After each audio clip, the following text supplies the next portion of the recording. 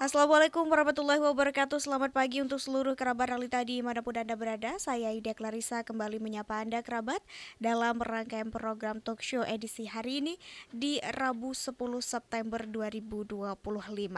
Ya, kerabat realita seperti biasa selama formasi 1 jam ke depan Anda bisa menyimak program talk show edisi hari ini yang akan mengangkat berbagai tema tentunya di setiap hari Rabu bersama dengan dinas atau OPD-OPD terkait di Kabupaten Pamekasan. Dan kerabat realita kita ucapkan selamat pagi serta selamat menjalankan aktivitas bagi seluruh kerabat realita dimanapun Anda berada yang saat ini setia bersama kami di rangkaian program Talk Show Ruang Kabar hingga formasi 1 jam ke depan. Kerabat, Anda yang saat ini menyimak di frekuensi 89.1 juga bisa menyaksikan streaming kita di YouTube maupun TikTok Realita Official, serta kerabat realita juga bisa berdiskusi secara langsung maupun menanyakan berbagai hal-hal berkaitan dengan tema pada edisi hari ini. Langsung saja kerabat realita, kita punya tema pada pagi hari ini mengenai antisipasi banjir dengan strategi normalisasi Kali Keluang dan juga Kali Jombang. Dan kerabat realita pada pagi hari ini sudah bersama dengan Ayuda Clarissa di studio. Ada 3 narasumber yang sudah kita hadirkan langsung untuk membahas tema pada pagi hari ini. Yang pertama ada Bapak Amin Jabir ST selaku Kepala Dinas PUPR Kabupaten Pamekasan. Ada Bapak Siswanto STMT selaku Staf UPT PSDA WS Madura UPT PSDA Provinsi Jawa Timur. Dan terakhir ada Bapak Ibnu Hajar selaku Kabid BPSDA Dinas PUPR Kabupaten Pamekasan. Kita sapa dulu 3 narasumber kita pada pagi hari ini. Assalamualaikum, selamat pagi Bapak. Selamat pagi. Selamat pagi. Waalaikumsalam warahmatullahi wabarakatuh. Ya, bagaimana pagi hari ini Pak? Sehat? Alhamdulillah, Sehat sehat-sehat saja dan lancar saja. Mudah-mudahan selancar arus sungai ini. Amin. Baik, karena ini sekarang kan masih masuk musim kemarau ya, jadi masih tergolong aman. Nah, kita kan akan membahas tentang bagaimana normalisasi Kali Keluang dan juga Kali Jombang yang juga banyak menjadi perhatian masyarakat ketika terjadi di musim hujan, utamanya seringkali terjadi banjir. Nah, ini kita akan bahas seperti apa antisipasi banjir melalui strategi normalisasi Kali Keluang dan juga Kali Jombang bersama 3 narasumber kita pagi hari ini. Dan kerabat realita, kita ingatkan juga dimanapun Anda berada, Anda juga bisa menanyakan berbagai hal-hal berkaitan dengan tema ini tentunya langsung kepada narasumber kita. Tinggal tuliskan di kolom komentar TikTok dan juga Realita Official. Di YouTube juga bisa di Realita Official. Langsung saja kerabat, kita mungkin ke Pak Kadis terlebih dahulu, Pak Jabir. Bagaimana sih Pak sebenarnya antisipasi yang biasa dilakukan begitu oleh Bapak sebagai Kepala Dinas PUPR, karena menanggapi tiap tahun umumnya hal ini sering kali terjadi dan normalisasi Kali Keluang dan juga Kali Jombang ini tentunya menjadi prioritas.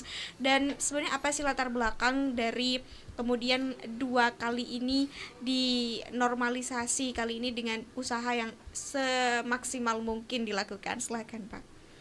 Baik, kerabat realita, yang pertama yang ingin saya sampaikan bahwa penanganan banjir ini merupakan salah satu program prioritas yang dicanangkan oleh Bapak Bupati dalam periode 2024-2029 yang itu diakomodir di dalam RPJMD kepemimpinan beliau gitu. Kemudian yang kedua yang ingin saya sampaikan bahwa pola penanganan terhadap banjir ini sebagaimana yang kita tuangkan di dalam RPJMD itu berbasis data. Artinya pemerintah daerah sudah bekerja sama dengan lembaga pendidikan dari Institut Teknologi 10 November untuk memastikan bagaimana pola dari penanganan banjir di Kabupaten Pamekasan. Nah, di situ diamanatkan bahwa ada 3 tahapan atau 3 jenjang atau ada 3 dekade gitu di dalam penanganan banjir ini. Yang itu juga kita tuangkan di dalam RPJMD kita. Yang pertama diamanatkan bahwa dalam jangka pendek pemerintah daerah Kabupaten Pamekasan dalam bentuk KSO berkontribusi terhadap penanganan yang menjadi wilayah kewenangan provinsi itu harus melakukan normalisasi. Ini wajibnya. Normalisasi harus dilakukan sampai dengan jenjang naturalisasi. Artinya mengembalikan ruang dimensi dari sungai yang ada. Sungai-sungai yang ada di Pamekasan itu dimensi awalnya kita kembalikan. Itu target dari normalisasi. Kemudian jangka menengah di situ diamanatkan adalah rekonstruksi atau konstruksinisasi. Artinya terhadap beberapa sungai di titik-titik yang sudah dilakukan penanganan dengan normalisasi, kemudian melakukan redimensi, maka strukturisasi gitu ya. Artinya perkuatan tebing sungai untuk memastikan apa yang sudah dilakukan itu terproteksi dengan baik gitu ya. Kemudian yang terakhir diamanatkan di situ adalah upaya penyampingan air dengan bosem, dengan long story, dengan waduk dan lain sebagainya. Ini dalam jangka waktu panjang itu karena ini memang berbiaya dan jangka waktu pelaksanaannya memerlukan waktu yang cukup lama. Tetapi yang pasti pemerintah daerah dan pemerintah provinsi harus melakukan normalisasi. Kemudian yang kedua, kenapa kita melakukan di Kluang dan di Jombang? Ini sebenarnya lebih kepada prioritas yang kita proyeksikan terhadap basis data yang kita punya. Jadi berdasarkan kajian risiko bencana yang dilakukan oleh teman-teman BPBD di tahun 2024-2029, di Kabupaten Pamekasan ini ada 22 titik banjir.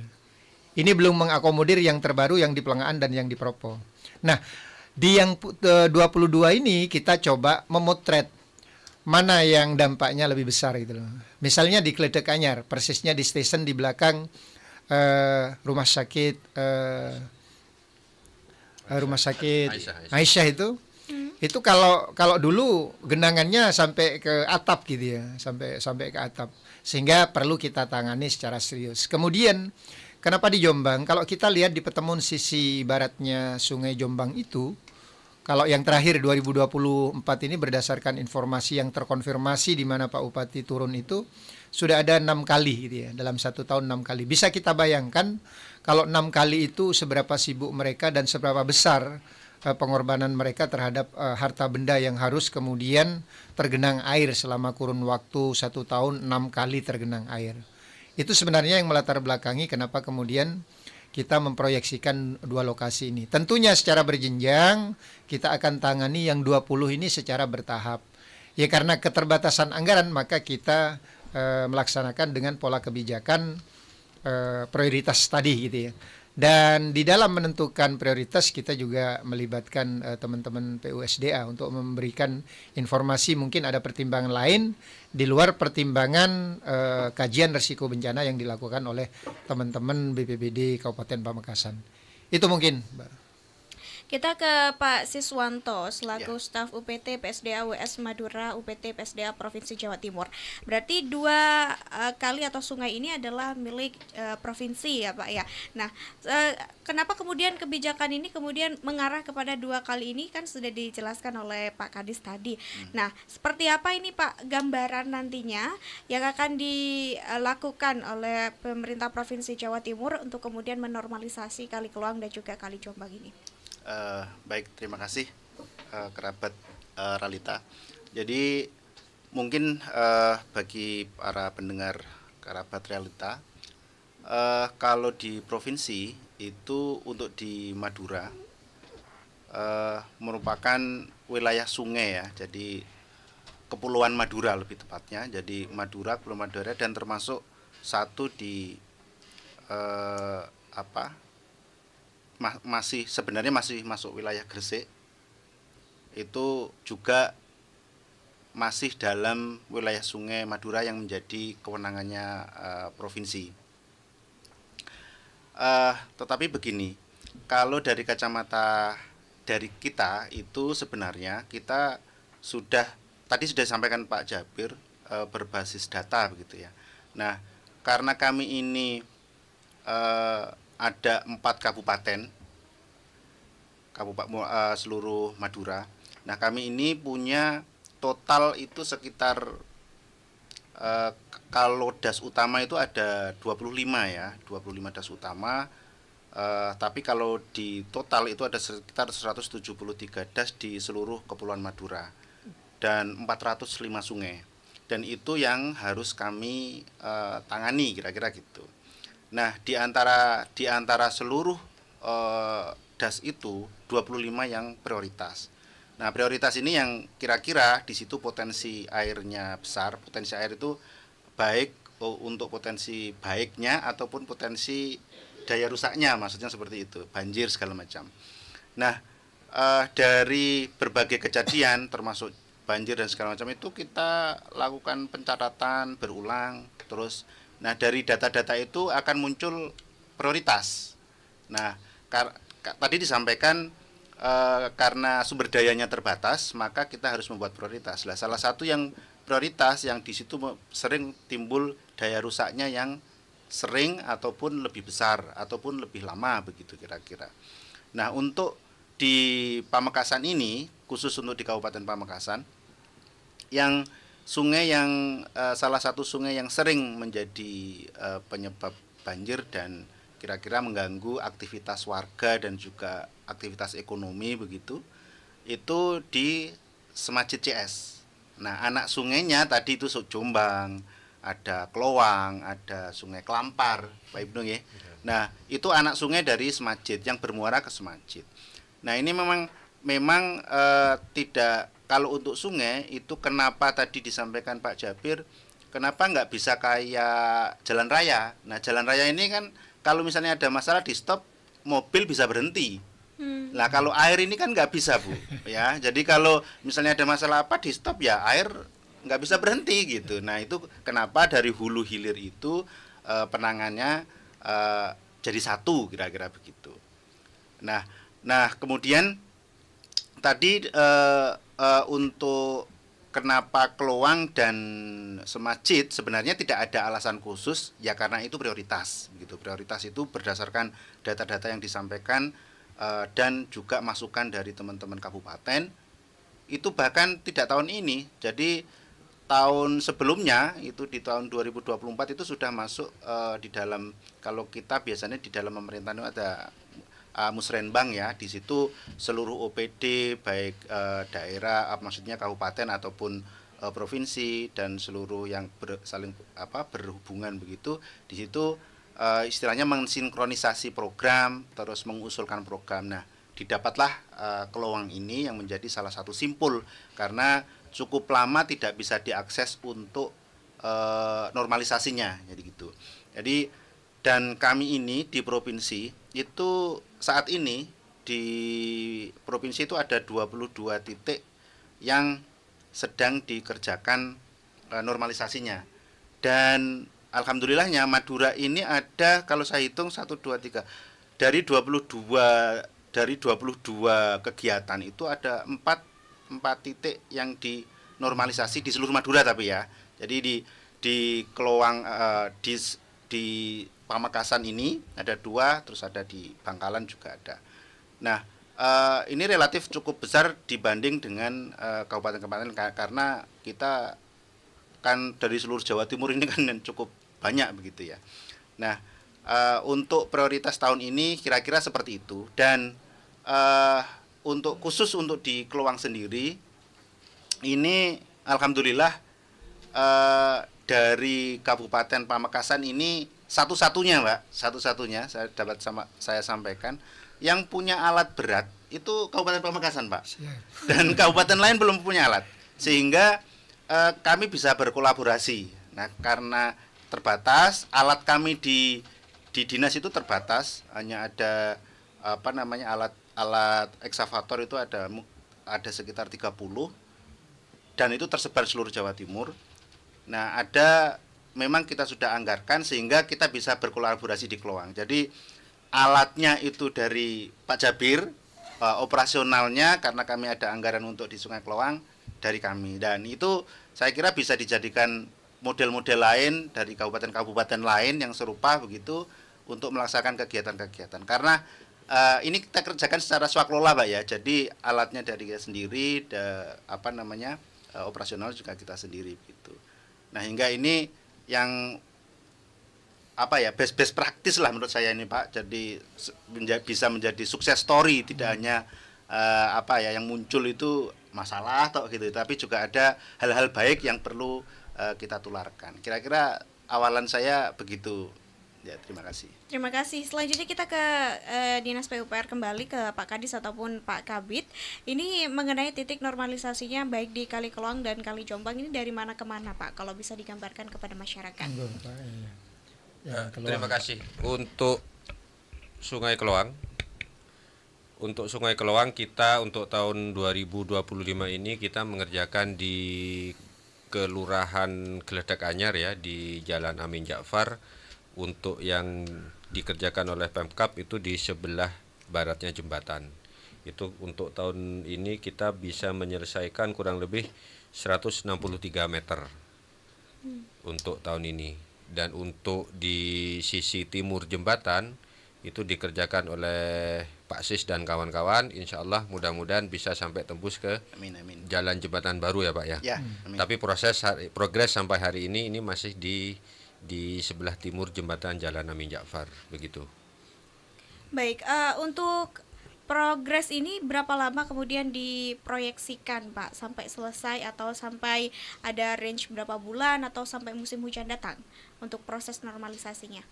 Kira-kira sampai nafasnya, maksudnya anggarannya itu habis, karena kan kalau alat kan ready ya, jadi alatnya ready, tinggal operasionalnya kalau sampai mentok habis ya sudah. Itu yang pertama. Yang kedua tentu dari cuaca ya. Jadi kalau menurut BMKG, karena kita acuannya dari sana, ini musim pancarobonya itu kan nanti dimulai bulan depan sampai bulan Oktober November ya. Dan awal musim hujan yang sudah mulai hujan harian kira-kira gitu itu di bulan Desember kalau dari BMKG yang terbaru. Nggak tahu, biasanya dia per dasarian itu ada perubahan. Nah, kalau mengaca dari sana ya kita di maksimal, walaupun anggarannya ada, itu kita kerja di sungai itu maksimal di bulan November Pak. November. Jadi maksimal bulan November, karena kita juga harus safety juga kita harus perhatikan, keamanan, baik keamanan personel maupun keamanan alat itu sendiri, karena untuk pengadaan itu pasti Pak Jabir tidak mudah memperjuangkannya untuk mendapatkan alat seperti itu. Oke, baik. Bicara tentang proyeksi tadi kan diperkirakan sampai November atau bahkan sampai sumber dana habis. Nah, ini sebenarnya berapa Pak diproyeksi biaya dan sumber dananya ini dari mana? Kalau yang yang hulunya jembatan itu ini ya dari teman-teman kabupaten ya, APBD kabupaten. Kalau yang di hilir itu dari APBD Prof untuk operasionalnya. Tetapi untuk alatnya dari PUPR kabupaten itu. Baik, silakan Pak Jabir, ada yang ingin ditanggapi? Ya, jadi gini maksud kami. Kalau dipertanyakan seberapa lama dan seberapa besar volumenya, yang ingin saya sampaikan ke Sobat Realita terlebih dahulu, bahwa sungai sebagaimana yang disebutkan tadi oleh teman kita, di Pamekasan ini, anggaplah sungai besarnya ada 4. Sungai besar itu ada 4, kalau kita tarik bentang panjangnya, itu seperti di Semajid 14,7. Artinya ada sekitar 40 kilometer gitu ya, panjang sungai kita ini yang harus dinormalisasi, sungai besarnya. Nah, kita melihat dari beberapa perjalanan yang dilakukan oleh teman-teman UPT maupun teman-teman PUPR yang dikomandani Pak Yaya ini, kalau kita lihat sekarang saja, ada sekitar 180 mendapatkan 160. Artinya, ada 10 juta rupiah kita untuk menyelesaikan 10 meter dari bentang sungai itu. Artinya, kalau 100 meter itu 100 juta. Kalau 1 kilo, itu 1 miliar. Berarti kalau kita mau menyelesaikan bentang yang di Semajid saja 14 ya, 14,7, itu kita butuhkan dana 15 miliar gitu ya. Nah, kalau umpamanya 50 kilometer berarti kan 50 miliar gitu ya.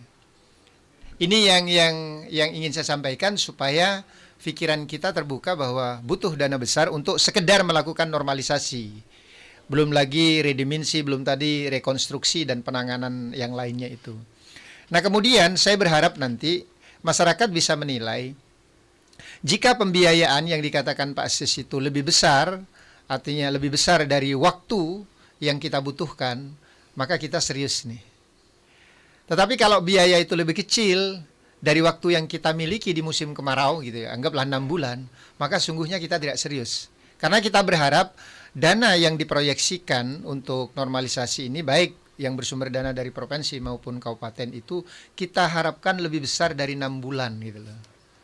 Kalau ini kita memproteksi waktunya. Karena kita berharap 6 bulan efektif itu, kalau tidak ada gangguan, kita berharap peralatan kita itu tidak berhenti untuk melakukan normalisasi itu. Jadi paling tidak dana harus lebih besar dari 6 bulan, kira-kira begitu. Baik, kita ke faktor lain mengenai kenapa sih Pak di dua sungai atau beberapa sungai di Pamekasan ini seringkali terjadi banjir, atau memang karena luasan sungainya mulai menyempit karena sedimentasi saja, atau karena kebiasaan buang sampah, atau ada faktor-faktor lain yang mendukung seringkali terjadi banjir ketika musim hujan?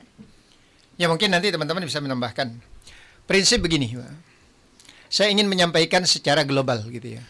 Berdasarkan analisis yang telah dilakukan oleh teman-teman UPT, kemudian teman-teman dari PUPR dan teman-teman ITS dari DKPU-nya itu, bahwa penyebab utama dari banjir kita di Pamekasan ini adalah air permukaan, atau istilah teknisnya itu air runoff. Kenapa ini terjadi? Karena hasil riset kita di 2017 dan 2023 yang dilakukan oleh teman-teman UPT, kemudian kabupaten dan ITS itu, 90% catchment area kita, ruang tangkap air di hulu 3 sungai besar kita itu sudah rusak. Artinya hutannya sudah gundul gitu loh, 90%. Dan tidak hanya gundul gitu loh, tanahnya dieksploitasi secara berlebihan dalam bentuk pengambilan galian C gitu ya, sirtu, batu dan lain sebagainya, sehingga untuk dilakukan semacam reboisasi gitu loh, sulit. Nah, ini yang menyebabkan kemudian air tidak infiltrasi ke tanah, ditangkap oleh pohon karena pohonnya habis. Ini penyebab utama. Jadi kalau hitungan teman-teman itu dalam intensitas tinggi dalam satu periode hujan ada kurang lebih 250 juta kubik air itu yang run off ke permukaan. Artinya masuk ke sungai sebagian besar, kemudian dihantarkan ke Pamekasan, ke kota Pamekasan. Itu yang pertama. Yang kedua, memang penyempitan dari sungai itu, baik penyempitan dalam bentuk pendangkalan maupun penyempitan dalam bentuk lebar itu, yang disebabkan oleh memang 2 faktor. Faktor pertama adalah sedimentasi yang dibawa dari hulu akibat dari rusaknya hulu sungai itu, catchment area. Kemudian yang kedua memang sampah yang kemudian cukup lama ada di sungai itu, kemudian dia menjadi satu dengan sedimentasi itu dan padat, sehingga sungai kita penampangnya menjadi sempit. Itu sebenarnya yang menjadi penyebab utama dari banjir itu. Di samping intervensi masyarakat terhadap bangunan liar lah, di mana sudah penyempitan, dipaksa, diuruk, kemudian dibangun bangunan semi permanen ataupun permanen. Ini kira-kira yang menjadi 3 besar penyebab dari banjir kita di Pamekasan. Mungkin menambahi sedikit ya Pak ya. Tadi disampaikan Pak Jabir secara umum mungkin sama, tapi begini. Jadi banjir itu fenomena sebenarnya biasa aja, pasti ada kausalitas gitu ya, asal usul penyebabnya. Nah, seringkali teman-teman PU ini hanya kebagian, oh kalau banjir PU ya, banjir sungai, siapa yang ngurus sungai ya PU gitu. Tetapi harus diingat bahwa itu hanya timbul karena ada penyebabnya gitu. Dari hulu tadi disampaikan bahwa tutupan lahan ini penting gitu ya. Tutupan lahan ini penting. Dan teman-teman itu tidak punya kewenangan di hulu. Nah, inilah nantinya itu perlu istilahnya kolaborasi antar institusi, mungkin masyarakat juga perlu diperhatikan. Nah, begitu tutupan lahan ini berkurang, air ini baik untuk macam-macam ya, aktivitas ekonomi ya, mungkin pertambangan, mungkin pertanian, mungkin pembukaan lahan untuk perumahan dan sebagainya. Itu tadi disampaikan run off gitu. Kalau dulu mungkin kecil, sekarang makin besar. Seberapa lebar pun sungai, kalau kondisi semacam itu 2-3 tahun lagi juga sungai akan ketutup lagi gitu, istilahnya akan sedimentasi lagi. Dan tadi disampaikan hitung-hitungan kasar ya, hitung-hitungan kasar, biayanya kan cukup mahal untuk melakukan normalisasi. Nah itu, tetapi kalau tidak didukung dengan konsep lingkungan seperti itu, ya akan selalu diperlukan normalisasi yang sebenarnya mestinya itu bukan obat gitu ya. Jadi kalau kita bayangkan kita gatel-gatel itu, ini hanya sekedar remason, tetapi sakitnya apa itu tidak disembuhkan, mungkin tidak dikasih antibiotik, tidak dikasih apa gitu. Nah, harapan kita itu saling kolaborasi. Tadi disampaikan juga masalah mungkin membuang sampah. Lah, apakah di dalam sampai hal terkecil, misalnya sampai RT RW itu pengelolaan sampahnya itu sudah dilakukan? Kalau tidak, otomatis masyarakat ini kan tiap hari mau melakukan pembuangan sampah, sampah domestik ya.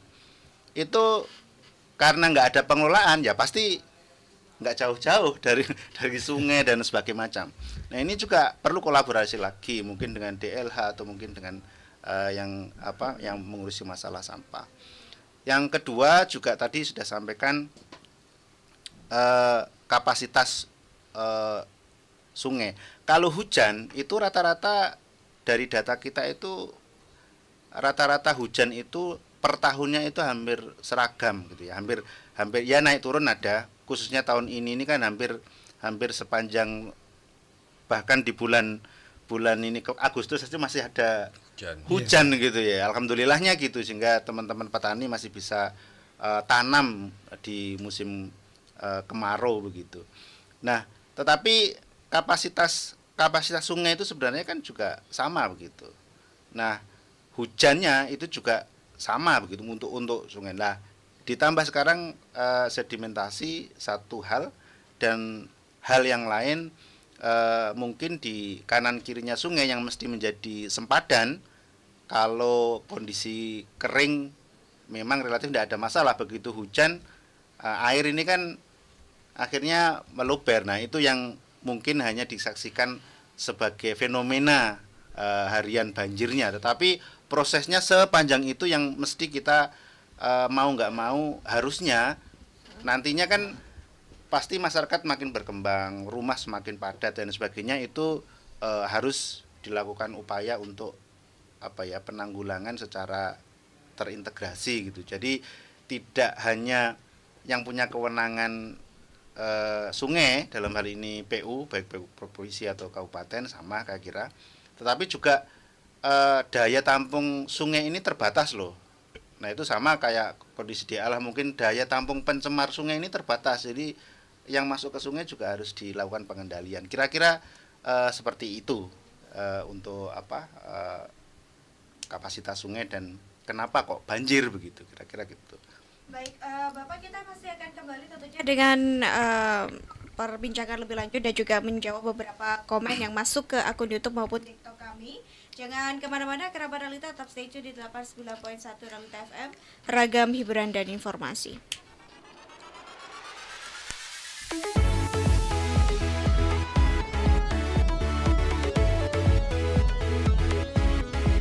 Beragam hiburan, beragam informasinya.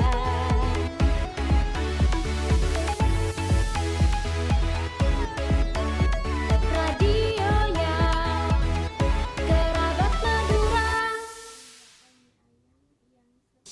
Halo Tretan Wajib Pajak Pamekasan. Sehubungan dengan ditertibkannya keputusan Gubernur Jawa Timur tentang pembebasan pajak daerah Provinsi Jawa Timur yang diberlakukan mulai tanggal 14 Juli 2025 sampai dengan 31 Agustus 2025 dengan sasaran kebijakan meliputi pembebasan sanksi administrasi PKB dan BBNKB, pembebasan pengenaan PKB progresif, pembebasan tunggakan PKB tahun 2024 dan tahun sebelumnya untuk kendaraan sepeda motor roda 2 wajib pajak yang termasuk dalam data 1.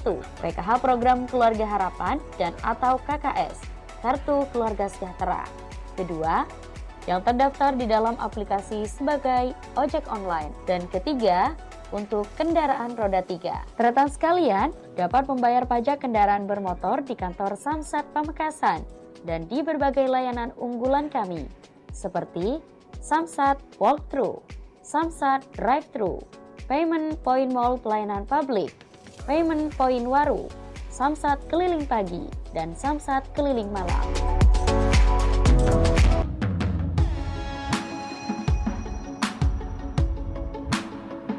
Komisi Pemberantasan Korupsi atau KPK kembali melaksanakan survei penilaian integritas SPI untuk pemerintah Kabupaten Pamekasan tahun 2025 yang akan berlangsung selama periode 1 Agustus sampai dengan 31 Oktober 2025 dengan cara responden menerima WA Blast dari KPK. Link kuesioner pengisian survei penilaian integritas 2025 akan di-blast melalui WA SPI by KPK dengan label SPI 2025. Responden yang akan mendapatkan WA blast dari KPK adalah kategori internal yang terdiri dari ASN pemerintah Kabupaten Pamekasan, kategori eksternal yaitu pengguna layanan publik pemerintah Kabupaten Pamekasan, dan expert ahli yang terpilih sebagai responden oleh KPK.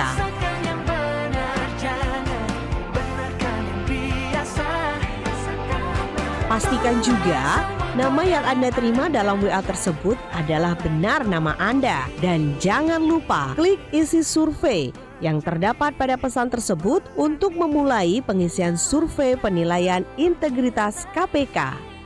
Dengan mengisi SPI, Anda turut memberantas korupsi. Berantas korupsi dengan ujung jari.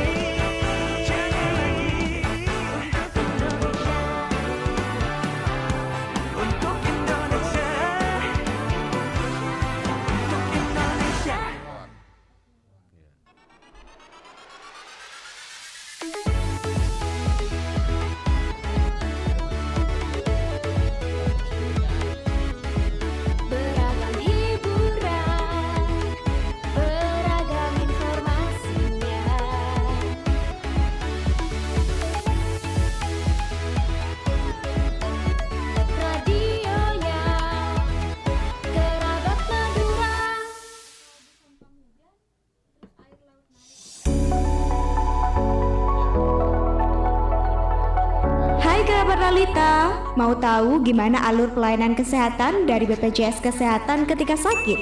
Sekarang caranya udah gampang loh. Perlu pengobatan medik, cukup datang langsung ke Vaskes. Daftarnya tinggal install dan klik mobile JKN. Lalu dapatkan antrian online. Kemudian datang ke Vaskes tingkat pertama. Jika kasus spesialistik, maka FKTP akan melakukan rujukannya ke fasilitas kesehatan tingkat lanjut. Sebelum itu, pastikan juga ya, kalian rutin membayar iuran sesuai aturannya. Daftarnya mudah, iuran pun juga murah. BPJS Kesehatan membantu untuk mewujudkan jaminan kesehatan nasional yang kita butuhkan. Ayo, sukseskan layanan kesehatan nasional dengan aktif dan berperan menjadi peserta. Ingat ya guys, di fasilitas kesehatan tingkat pertama ada puskesmas, dokter praktik, klinik Pratama, dan rumah sakit tipe D Pratama. Layanan BPJS Kesehatan mudah, cepat, dan setara. Kesehatan untuk semua. BPJS Kesehatan membantu kita untuk wujudkan jaminan kesehatan nasional yang kita semua butuhkan. Ayo semua kita sukseskan dengan aktif dan berperan. Ayo menjadi peserta yang tidak lupa bayar. Kalau banjirnya di mana? Tapi kalau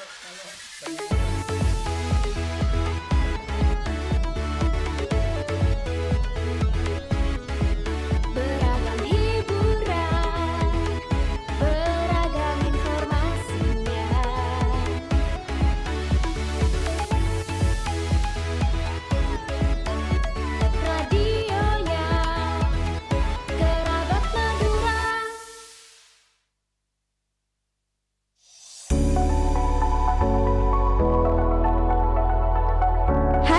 Ralita, mau tahu gimana alur pelayanan kesehatan dari BPJS Kesehatan ketika sakit? Sekarang caranya udah gampang loh. Perlu pengobatan medik, cukup datang langsung ke Vaskes. Daftarnya tinggal install dan klik mobile JKN. Lalu dapatkan antrian online. Kemudian datang ke Vaskes tingkat pertama. Jika kasus spesialistik, maka FKTP akan melakukan rujukannya ke fasilitas kesehatan tingkat lanjut. Sebelum itu, pastikan juga ya, kalian rutin membayar iuran sesuai aturannya. Daftarnya mudah, iuran pun juga murah. BPJS Kesehatan membantu untuk mewujudkan jaminan kesehatan nasional yang kita butuhkan. Ayo, sukseskan layanan kesehatan nasional dengan aktif dan berperan menjadi peserta. Ingat ya guys, di fasilitas kesehatan tingkat pertama ada puskesmas, dokter praktik, klinik Pratama, dan rumah sakit tipe D Pratama. Layanan BPJS Kesehatan mudah, cepat, dan setara. Kesehatan untuk semua. BPJS Kesehatan membantu kita untuk wujudkan jaminan kesehatan nasional yang kita semua butuhkan. Ayo semua kita sukseskan dengan aktif dan berperan. Ayo menjadi peserta yang tidak lupa bayar.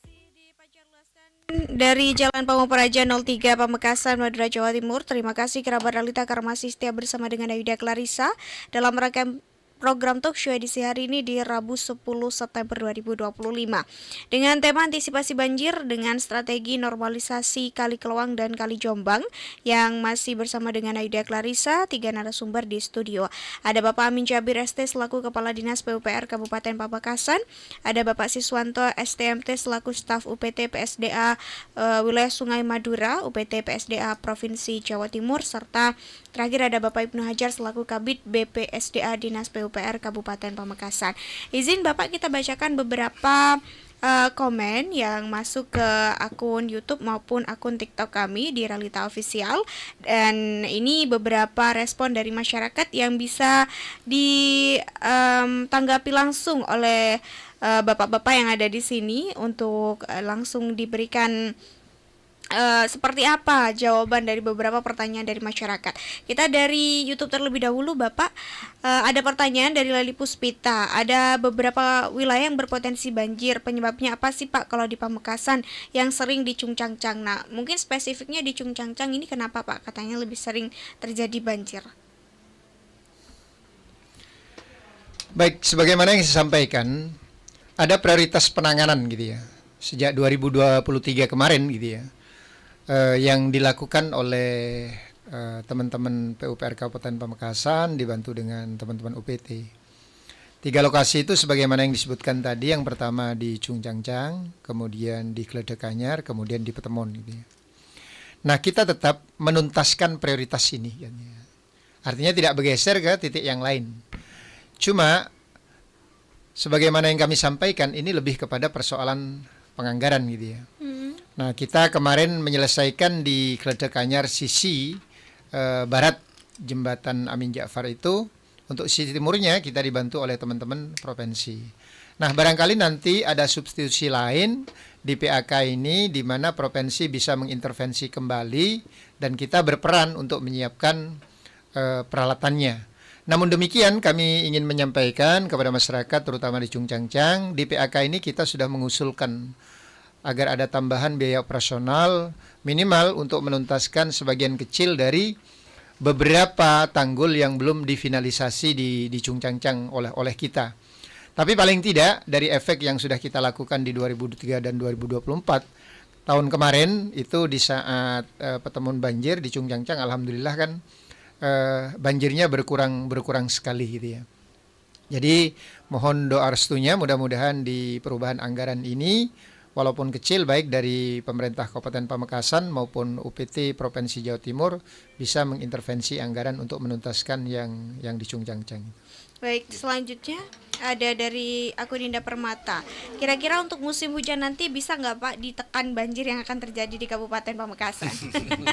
Mungkin saya secara global aja ya, mungkin termasuk yang tadi. Jadi gimana antisipasi kita di dalam menghadapi musim banjir di 2025-2026. Jadi pertama kita menyiapkan tanggul-tanggul kritis yang terjadi kemarin-kemarin. Jadi sudah kita lakukan inventarisasi dibantu sama teman-teman lapangan dari teman-teman kabupaten.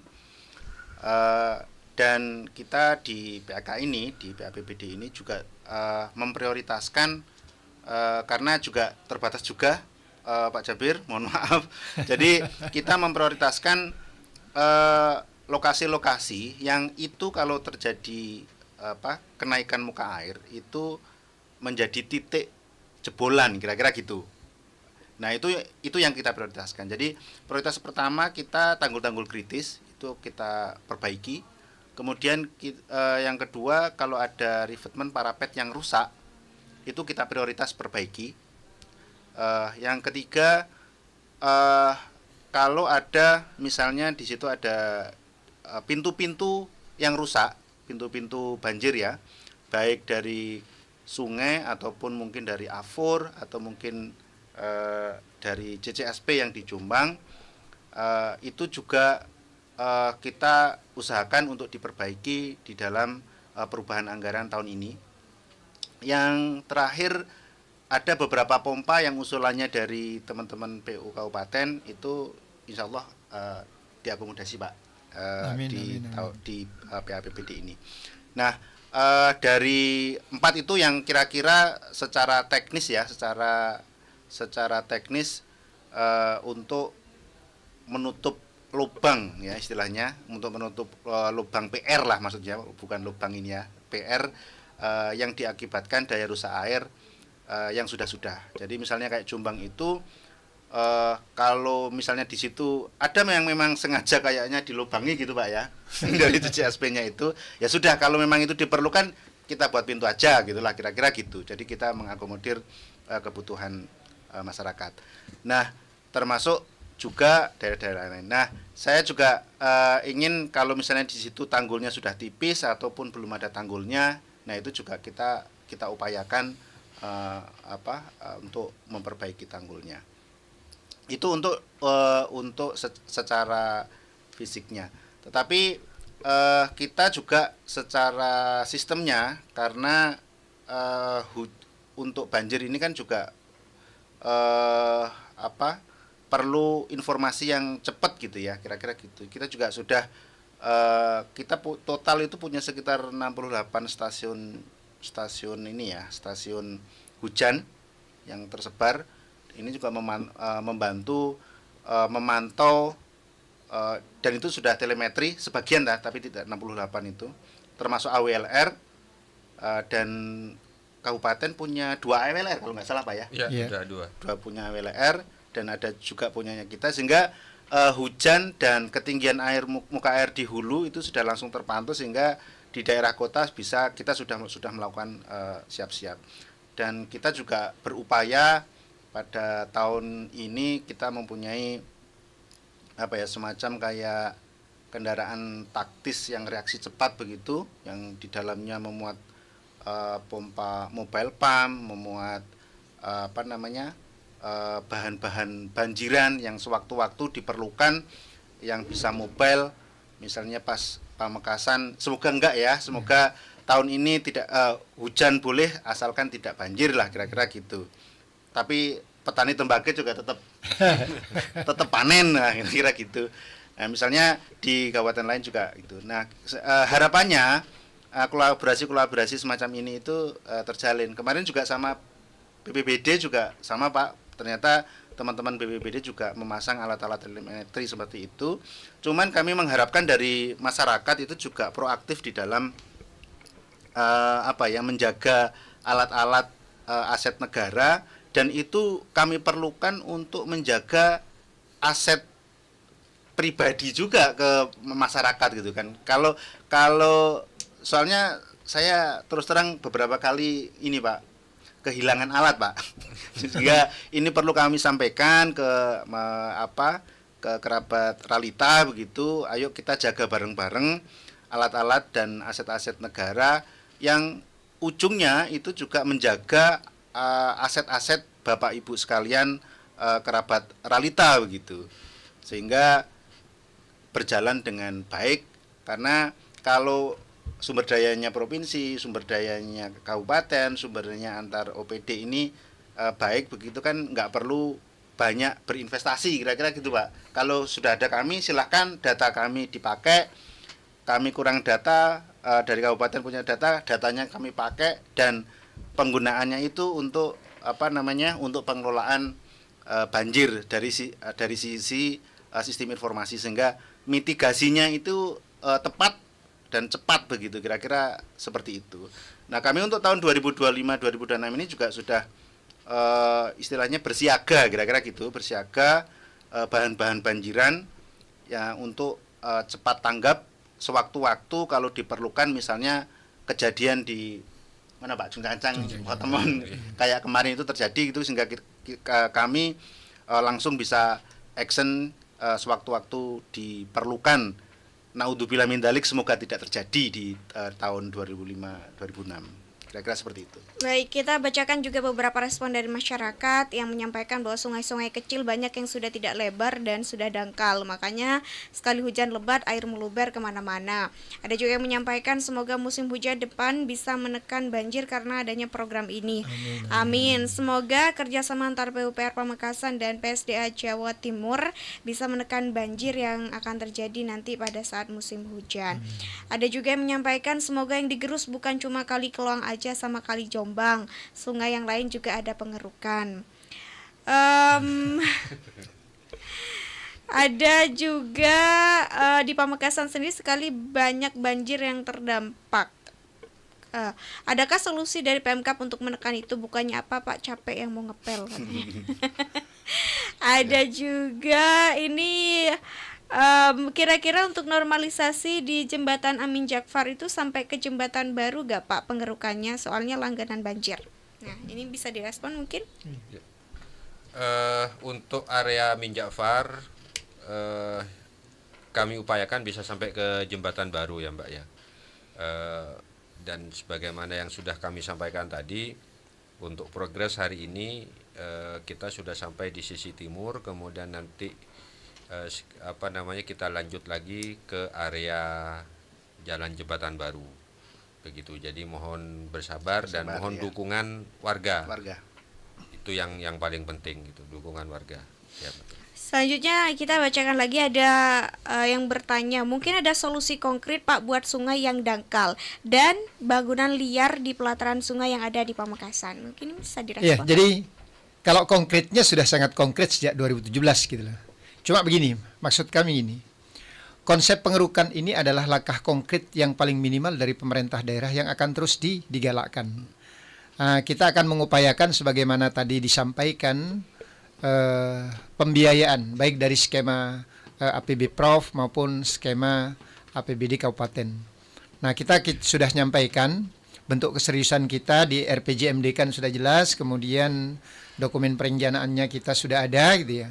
Dan kita berharap untuk menerjemahkan RPJMD ini minimal kita akan usahakan dalam 1 tahun itu ada sekitar 600 juta gitu ya, untuk biaya operasional pengerukan itu. Sehingga paling tidak di 6 bulan kita melakukan pengerukan itu benar-benar bisa dioptimalkan waktunya gitu ya. Mudah-mudahan ini dapat dukungan dari teman-teman kabupaten dan teman-teman provinsi. Kemudian yang kedua, langkah nyata kita adalah di dalam proses normalisasi itu sebenarnya yang kedua adalah peran serta masyarakat. Kami berharap masyarakat menyadari bagi mereka yang memiliki bangunan di bantaran sungai itu untuk memberikan dukungan gitu ya.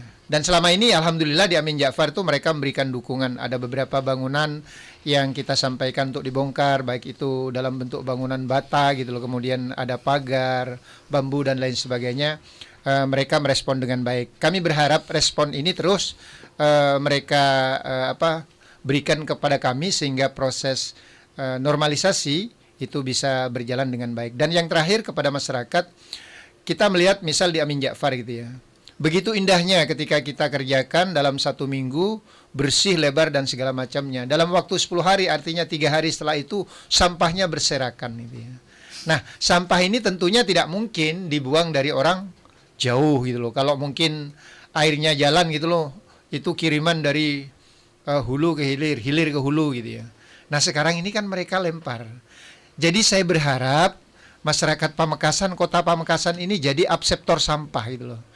Karena di Pamekasan ini bank sampah sudah ada, TPS 3R sudah ada, perda tentang sampahnya sudah ada.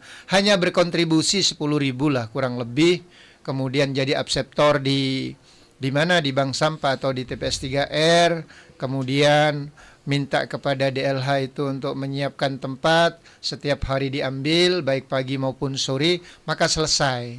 Ini sesuatu yang indah kita kotori, karena perlu disadari oleh masyarakat bahwa apapun yang dilakukan oleh kita ini sebenarnya konteksnya adalah penataan kota, tatanan dan tata lingkungan perkotaan. Jadi kalau sungainya bersih gitu loh, sudah lebar, airnya sudah mengalir dengan baik, jangan kemudian dikotori dengan sampah. Jadi sekali lagi, peran serta masyarakat sangat kita butuhkan untuk memastikan bantaran itu tidak diintervensi, sampahnya tidak dibuang, dan dukungan dari pemerintah baik kabupaten maupun provinsi dalam rangka penyiapan anggaran normalisasi itu juga kami butuhkan. Ini langkah konkret yang kami lakukan dalam kurun waktu 3 tahun berjalan.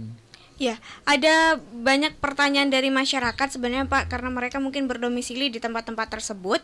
Ini seperti di Jalan Sin Haji, ada juga yang menyampaikan tadi di sekitar Teja juga, ada juga yang di belakang mie ayam veteran. Nah, ini sebenarnya seperti apa Pak?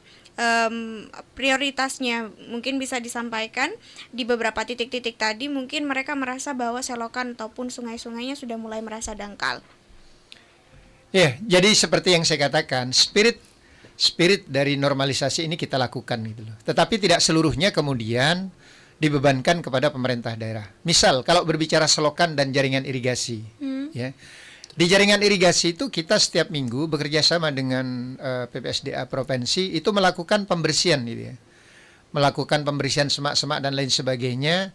Nah, setiap kali kita melakukan pembersihan, kita mesti bersurat kepada kecamatan, kepada kelurahan untuk melibatkan masyarakat. Nah, ini yang hadir paling tidak aparat kelurahan, aparat kecamatan. Sama sekali masyarakat tidak terlibat di dalam proses ini. Jadi kami berharap ketika pemerintah daerah dalam hal ini PUPR, kemudian PSDA Provinsi Jawa Timur melakukan normalisasi terhadap jaringan irigasi atau drainase ini, ayo libatkan diri. Yang kedua, untuk lokasi-lokasi yang tidak kami ketahui, tolong diajukan permohonan gitu loh.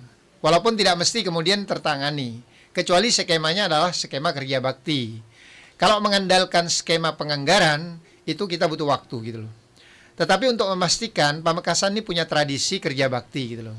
Dulu kita punya program Bersua Sahabat gitu loh. Kemudian Prokasi, program Kali Bersih. Dan ini spiritnya adalah spirit kerjasama, bukan anggaran. Ayo manfaatkan ini. Saya yakinkan teman-teman PUPR, kemudian teman PUSDA Provinsi, kemudian teman BBBD, teman-teman DLH, ini mesti akan mengerahkan segenap sumber dayanya untuk melakukan normalisasi itu. Tetapi harus dimotori dari masyarakat gitu loh. Jadi kita welcome, silakan masyarakat motori, kami akan melibatkan diri gitu ya. Karena kami sumber dayanya terbatas untuk menangani sungai ini, kami sudah pontang-panting gitu, baik dari sumber daya personal maupun sumber dana keuangannya itu. Kami siap, prinsip kami siap. Baik, ini mungkin bisa direspon juga Pak mengenai usulan dari masyarakat yang menyampaikan selain normalisasi, apakah ada cara solusi lain untuk menekan banjir yang hampir tiap tahun terjadi di Pamekasan, misalnya sudetan, apakah mungkin bisa direalisasikan? Sebenarnya sejak 2014 waktu kami di DLH sudah mencanangkan satu rumah satu sumur resapan, satu rumah 10 biopori, satu rumah satu pohon, saji sapu dan segala macamnya. Nah, sebenarnya ini langkah-langkah ringan yang bisa dilakukan. Dulu kita intervensi sebagai sampel gitu ya, sebagai motivasi. Nah, tolong ini dilakukan. Kalau persoalan sodetan itu pekerjaan yang membutuhkan biaya dan jangka waktu panjang. Spirit itu memang mau dibangun sebagaimana yang saya katakan tadi. Dalam jangka panjang kita akan melakukan sodetan atau pengesampingan aliran air itu. Apakah dalam bentuk sungai baru, atau mungkin bendungan, atau kemudian bozem, atau mungkin waduk dan segala macamnya. Tetapi ada langkah kecil yang kalau dilakukan oleh masyarakat ini, real ya, Seberapapun kapasitas air yang bisa diantisipasi, satu rumah 10 biopori, satu rumah sumur resapan. Nah, sumur resapan dan biopori ini di samping menangani banjir, dia menstabilkan air muka air tanah gitu loh. Dan ini yang dilakukan di kota-kota besar gitu loh, seperti Surabaya, kemudian Bandung, Jakarta. Ayo itu dilanjutkan. Kita canangkan 2024. Sudah 10 tahun yang lalu kita canangkan ketika kita di DLH. Kemudian pohon, sama. Bahkan kita menerapkan di perumahan itu, kalau tidak ada 20% sebagai case untuk kepentingan RTH-nya, maka diwajibkan satu rumah itu, yaitu tadi, satu pohon, satu sumur resapan, dan 10 biopori. Coba itu, mari kita bersama-sama lakukan itu di perkotaan Pamekasan. Insya Allah. Nah, kami juga sedang mendesain bagaimana drainase itu, drainase perkotaan kita tidak proteksi, kita tidak permeable. Di minhole kita tidak plester ya, kita tidak plester, kita kasih semacam anstampang gitu, batu kosong, untuk memastikan sebagian air itu terserap ke bawah tanah gitu loh, sehingga mengurangi debit aliran, kemudian menstabilkan air tanah. Beberapa hal untuk mengurangi banjir yang sifat-sifatnya kecil itu dilakukan oleh pemerintah. Masyarakat ayo lakukan. Baik, ada satu terakhir ini mungkin bisa ditanggapi Pak mengenai kalau pengajuan bronjong sungai kemana, soalnya pinggir sungai belakang rumah suka longsor. Pertanyaan di TikTok Pak. Oh ya, ya mungkin saya tambahin sedikit. Jadi gini, untuk bagaimana biar tidak banjir. Nah, ini pertanyaan yang membutuhkan sumber daya yang cukup besar ya. Pertanyaan ringan tapi membutuhkan sumber daya yang cukup besar. Tetapi begini, banjir ini tidak bisa dilakukan penanganannya oleh satu orang, tidak bisa dilaksanakan oleh satu instansi begitu. Dan peran serta masyarakat itu sangat-sangat besar. Jadi tadi mulai dari yang pertama tadi, jadi sampai tingkat lingkungan. Jadi sebelum ke sungai ini kan dari rumah ke rumah dulu kan. Nah, apakah rumahnya ini tadi sudah air ini sebelum jatuh ke sungai itu coba ditahan dulu gitu. Salah satunya ya tadi menggunakan biopori, ada sumur resapan.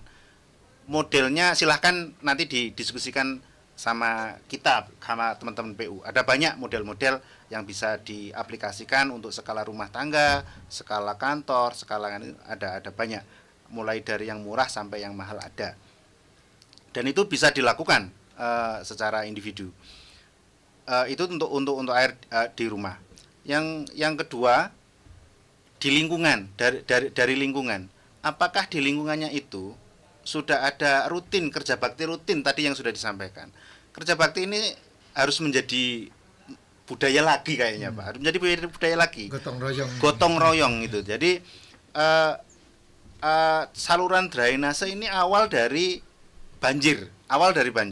Kalau apalagi salurannya sudah ditutup sama beton semua ya, dari rumah-rumah itu, gimana mau membersihkan salurannya, gimana caranya? Ya kan ini mulai dari lingkungan. Nah, kalau tidak kesadaran warga dan lingkungan ya, lingkungan itu tidak akan bisa hanya menyandarkan ke Pak, ini saluran depan rumah saya ini misalnya udah penuh Pak, nggak ada yang membersihkan. Nah, itu juga menurut saya bukan solusi ya. Jadi terus yang kedua, sampah ini kayaknya perlu sampai ke tingkat kelurahan atau desa ya, sampai biasanya malah RT RW yang mengelola gitu Pak. Apakah ini yang nanti bisa dikonsultasikan ke DLH? Saya kurang paham pengelolaan sampah di Pamekasan, tapi intinya sampah yang di lingkungan ini harus dikelola. Kalau tidak ada pengelolaan yang menyatu begitu, pasti naik motor ke sungai, belanja pagi-pagi lempar ke sungai, gitu kira. Biasanya banyak seperti itu.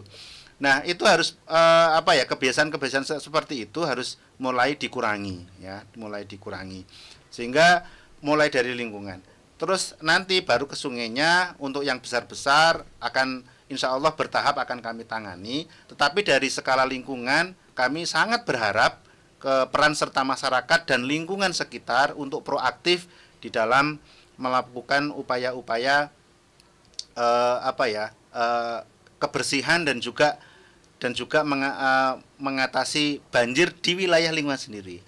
Kemudian yang ketiga, kalau di suatu daerah itu area depresi atau area cekungan, nah itu yang biasanya tempat-tempat untuk parkir air atau tempat-tempat banjir, misalnya di area-area sempadan satu, kemudian area-area cekungan atau area-area yang memang di situ biasanya tempat parkir air sebelum kering atau sebelum ke sungai itu dihindari. Jadi misalnya mau membuat rumah, itu juga harus dilakukan survei apakah lokasi ini itu lokasi yang rawan banjir atau tempat parkir air di situ rawa misalnya atau dan sebagainya macam atau di situ area sempadan air ya, sempadan sungai yang itu kalau air sungainya itu tinggi itu menjadi tempat parkir air sementara sebelum ke hilir, itu juga harus dihindari. Jangan sampai membuat bangunan di situ terus nanti air kembali ke situ akhirnya banjir kan gitu kan, nanti baru ini. Nah itu juga memenuhi prinsip semacam kayak living harmony with flood gitu ya, karena kita tahu potensi risiko bencana itu kan, kalau misalnya kita tidak bisa mengelola bencana kan kita harus menghindari bencananya gitu. Kalau sudah tahu di situ area rawan banjir ya jangan membuat bangunan di situ gitu. Area sempadan itu memang area banjir begitu. Area untuk air itu bisa bergerak karena air ini kan tidak kayak jalan raya yang di situ gitu ya. Mobil ya lewatnya situ. Tapi kalau air ini kan ada geser kanan dikit, kiri sedikit. Kalau air naik dia meluber ke kanan kiri. Seperti itu. Sehingga kalau itu disadari oleh masyarakat, saya kira mitigasi dan pengelolaan banjir juga lebih aware gitu kepada kita semua. Sementara kami menangani yang mungkin yang di primer begitu ya, yang gede-gede begitu, yang di sungai, yang di yang disampaikan. Nah, kami juga sangat berharap peran serta masyarakat dan lingkungan di sekup yang kecil aja, yang di rumah dan lingkungannya. Itu akan sangat membantu kita kira-kira gitu ya, Pak. Yeah, Pak Jabir. Baik, terakhir mungkin closing statement bisa disampaikan oleh Pak Kadis singkat saja tentang bagaimana tema kita pada hari ini dan juga imbauan tentunya kepada masyarakat. Silakan, Pak. Baik. Jadi sebelumnya mungkin ada satu pertanyaan tadi terkait dengan bagaimana mengusulkan program gitu ya, Bronjong gitu ya. Jadi saya ingin menyampaikan ada dua jalur Timgar dan jalur Banggar, atau bahasa sederhananya jalur birokrasi dan jalur parlemen, yang semuanya bermuara dari rakor. Kalau di DPR itu namanya reses, kalau kita musrenbang des, kemudian musrenbang cam, kemudian musrenbang tingkat kabupaten. Nah, sejauh mana kemudian itu bisa diakomodir, silahkan dilanjutkan dengan doa gitu ya. Mudah-mudahan dikabulkan. Sobat realita yang berbahagia, di akhir kegiatan ini saya ingin menyampaikan pertama, mari kita dukung kegiatan normalisasi itu dengan satu, memberikan dukungan terhadap proses pengamanan bantaran sungai gitu ya. Artinya yang selama ini sudah terbangun mindset dukungannya di teman-teman Geledak Anyar, kemudian Cungcangcang dan Batemon, ini tolong dipertahankan. Dan saya berharap ini menjadi prototipe bagi bentang sungai-sungai yang lain.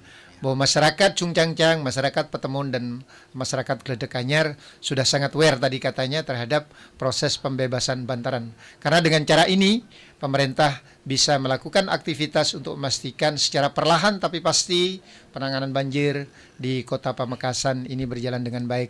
Yang kedua, kami bermohon melalui forum ini kepada pemangku pemerintahan baik di kabupaten maupun di provinsi untuk benar-benar memperhatikan penganggaran di bidang normalisasi ini.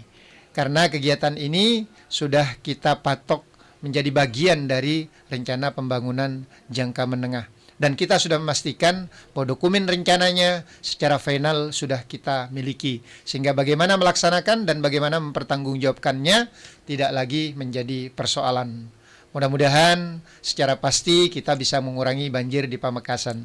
Terima kasih. Assalamualaikum warahmatullahi wabarakatuh. Waalaikumsalam warahmatullahi wabarakatuh. Terima kasih Bapak Amin Jabir ST selaku Kepala Dinas PUPR Kabupaten Pamekasan. Ada Bapak Siswanto STMT juga selaku staf UPT PSDA Wilayah Sungai Madura, UPT PSDA Provinsi Jawa Timur, dan Bapak Ibnu Hajar selaku Kabid BPSDA Dinas PUPR Kabupaten Pamekasan sudah hadir pada pagi hari ini.